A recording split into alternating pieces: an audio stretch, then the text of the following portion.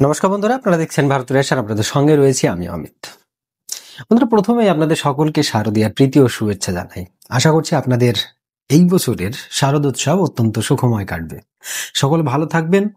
আর এই দুর্গাপূজায় আমি বিগত 3 দিন ধরে ভিডিও পোস্ট করতে পারিনি। তার একটা বড় রিজন হচ্ছে আমাদের গ্রামের পরিবেশ। সকলেই জানেন যে গ্রামের পূজাতে খুব একটা বেশি বাজেট কিন্তু থাকে না। তো আমরা নিজেরা কি করি, আমাদের ছোট্ট একটা মণ্ডপ রয়েছে, একটা প্যান্ডেল রয়েছে, সেই প্যান্ডেলে কিন্তু আমরা ডেকোরেশন করি, আমরা নিজেরা কিছু সাজানোর ব্যবস্থা করি। আমি তার নমুনা কিছু আপনাদেরকে দিয়ে দেবো, অবশ্যই দেখবেন সেখানে। সেই প্যান্ডেলটা ডেকোরেশনের পারপাস আমাকে 3 দিন মতো একটু অফ নিতে হয়েছিল। দেখুন, কিছু কিছু সময় আছে যে সমাজের ক্ষেত্রে এবং কিছু পেতে গেলে কিছু ত্যাগ করতে হয়, সেটা আছে না কথায়। তো সেরকম আর কি, আমি আমার প্রতিবেদন, আমার ভিডিও, আমি ডেইলি যেটা আমার রুটিন, সেটা থেকে আমি একটু স্টপ নিয়েছিলাম, তারপর আমি ওটা করেছি। যাই হোক, আজকে টপিক হচ্ছে 2025 সালের এশিয়া কাপ। বিগত কয়েকদিন ধরে এই এশিয়া কাপ নিয়ে হুলস্থুলস বেঁধে রয়েছে, কারণ প্রথম থেকেই দেখুন এশিয়া কাপটা যেন একটা ড্রামাটিক্যাল মুডে চলছে। কেমন ভাবে দেখুন, শুধুমাত্র গেম, শুধুমাত্র মাঠেই যে এই খেলাটা নিয়ে আরো আর একটা খেলা চলছে সেটা কিন্তু নয়, মাঠের বাইরেও খেলা কিন্তু চলছে, হাজার হাজার খেলা চলছে। কেমন ভাবে দেখুন, আজকে ভারত পাকিস্তান যে প্রথম ম্যাচটা খেলা হয়েছিল, সেখান থেকে এর সূত্রপাত হয়। কিভাবে? সূর্যকুমার যাদব, ম্যাচ শুরু হওয়ার আগে টস হয়, সেই টস করতে গিয়ে সূর্যকুমার যাদব কিন্তু পাকিস্তানের ক্যাপ্টেনের সঙ্গে হাত মেলায়নি। তারপর যখন আমাদের ভারত জিতে যায়, তখন ভারতের প্লেয়ার পাকিস্তানের সিঙ্গেল কোনো প্লেয়ারের সঙ্গে হাত মেলায়নি, মানে হ্যান্ডশেক করাটাই বয়কট করা হয়েছে।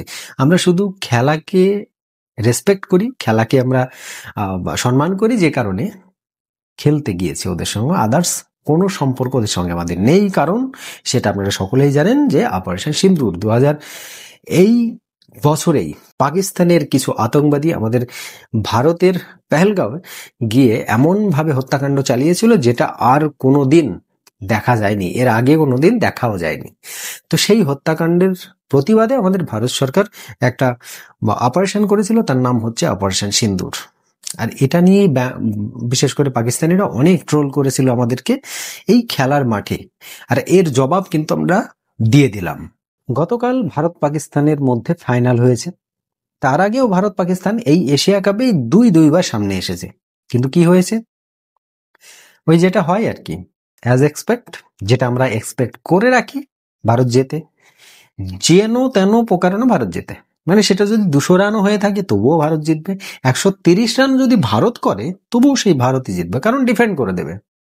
গতকালকে দেখুন, টসে জিতে ভারত ফিল্ডিং নিয়েছিল, কারণ আমি এর আগেও বলেছি ভারতের বিরাট একটা line up, batting line up. আর এই ব্যাটিং লাইন আপে যদি আমি টসে জিতে ফিল্ডিং না নিই, তাহলে সেটা একটু অন্যরকম দেখায়। তো স্বাভাবিক, পাকিস্তান ব্যাট করতে আসে, আর প্রথম যে 8 ওভার ওরা যেভাবে খেললো, তাতে আমাদের মনে হলো যেন পাকিস্তান আজকেও একটা স্কোর বানাবে, সেটা 200-র কাছাকাছি স্কোর হবে। কিন্তু ওই বলে না, এটা পাকিস্তান, এটা অন্য কোনো টিম নয়। কি হলো? কন্টিনিউয়াসলি উইকেট পড়া শুরু হলো, 3জন জিরোতে আউট হয়েছে। তাহলে বুঝুন তো, যে টিমটা 10 ওভার পর্যন্ত উইকেট হারাচ্ছে না, সেই টিমটা নেক্সট 4-5 ওভারের মধ্যে 5-6টা উইকেট হারিয়ে অল উইকেট হয়ে যাচ্ছে, তাও আবার মাত্র 146 রানে। 146 রান অল উইকেট হওয়ার পর আমরা ভাবলাম এই রানটা হয়তো খুব সংক্ষেপেই ভারত তুলে দেবে, কিন্তু না, সেগুড়ে বালি হলো। কারণ আমাদের ভারতের টপ অর্ডার পরপর 3টে উইকেট এমন ভাবে পড়লো যেন সেই আকাশ থেকে ফুল পড়া মতো।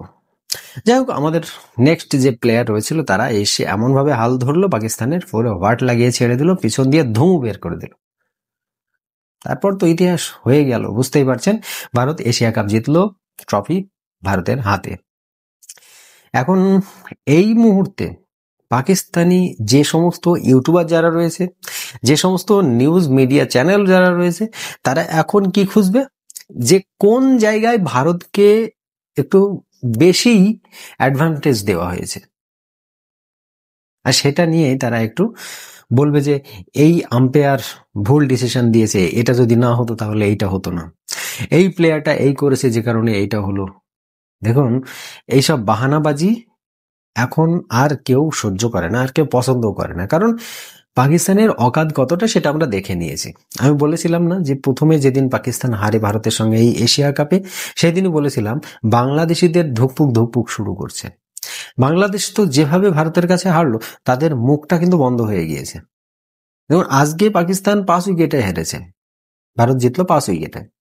তাহলে 5 উইকেট হাতে থাকার পর যদি সেই ম্যাচটা ক্লিয়ার করি আমরা, তাহলে জানতে হবে যে আমাদের ব্যাটিং লাইন আপ কতটা স্ট্রং। আর এই পাকিস্তানের নিজেদের যে সমস্ত সাবেক প্লেয়ার রয়েছে, যারা একসময় পাকিস্তানকে রিপ্রেজেন্ট করেছে, পাকিস্তানকে যারা লিড করেছে, তারা আজকে কি বলছে? তারা বলছে এই ম্যাচে, বিশেষ করে ভারত পাকিস্তান যে ফাইনালটা হলো, সেই ফাইনাল ম্যাচে তারা ভারতের পক্ষে নিয়েছে। তারা বলেছে তাদের ফেভারিট টিম এখন ভারত, কারণ পাকিস্তান অবভিয়াসলি ফাইনাল খেলার যোগ্য এশিয়া কাপে, কারণ বাংলাদেশকে ডিফেন্ড করেছে, বেশ ভালো একটা স্কোর না করার পরেও তারা কিন্তু বাংলাদেশকে ডিফেন্ড করেছে। এবার তারা ভাবলো যে ডিফেন্স করার পর আমরা হয়তো ভারতকেও হারিয়ে দেব। ওই যে শাহিদ আফ্রিদি বলেছেন না যে আবারও আমরা রবিবারে ভারতের মুখোমুখি হব আর সেখানে ভারতকে জবাব দিয়ে দেবো। তো জবাবটা এইভাবে পেলাম আর কি আমরা। দেখতেই পাচ্ছি পাকিস্তানের জবাব কি হয়, সেটা আপনাদের চাইতে ভালো আর কেউ জানে না, আমার চাইতে ভালো আপনারা খুব ভালোভাবে জানেন। যাই বন্ধু, এই পূজার মরশুমে আমি আজকের প্রতিবেদন বেশি বাড়াবো না, শুধু একটাই কথা আপনাদের কাছে জানাতে চাই যে ভারত পাকিস্তান এই এশিয়া কাপে যতবার মুখোমুখি হয়েছে, তার মধ্যে কে কতবার জিতেছে, যদি অবশ্যই আপনারা যদি অ্যান্সারটা জেনে থাকেন তাহলে কমেন্ট বক্সে লিখে যাবেন। আর আজকে দেখুন, যেটা আমরা দেখতে পাচ্ছি যে সোশ্যাল মিডিয়ায় কিন্তু তোলপাড় হয়ে গিয়েছে, কারণ ভারত তো এখন ট্রোল করতে মানে ছাড়ছে না, কারণ জাসপ্রীত বুমরা পর্যন্ত ট্রোল করে দিল পাকিস্তানকে। তো স্বাভাবিক, আর্শদীপ সিং, জাসপ্রীত বুমরা পর্যন্ত ট্রোল করেছে পাকিস্তানকে, এখন তো সবাই করবে, তাই না? তাহলে আগে নিজের চরকার তেল দিয়ে শেখো, নিজে কি করছো সেটা আগে শিখতে হবে, সেটা জানতে হবে যে আমি কি করছি, আমি কাকে বড় বড় বড়াই করছি, বড় বড় কথা বলছি। ভারত হচ্ছে এমন একটা টিম যারা খেলা দিয়ে জবাব দেয়, মুখে কম জবাব দেয়। ওই যে আমরা হাত মেলালাম না, সারা বিশ্বে একটা, হ্যাঁ, সকলে কি বলছে যে পাকিস্তান এত জঘন্য যে ভারত হাত মেলাতে পর্যন্ত চাইছে না, ঠিক সেই রকম আর কি।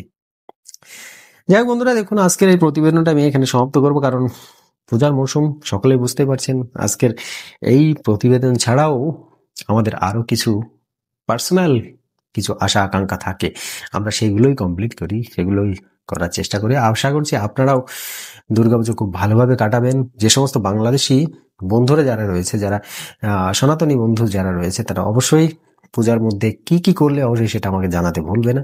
তোমাদের কেমন কি দুর্গাপূজা প্যান্ডেল হয়েছে, কেমন ভাবে তোমরা ডেকোরেশন করেছো, যদি পারো অবশ্যই কমেন্ট বক্সে সেটা দিয়ে যাবে।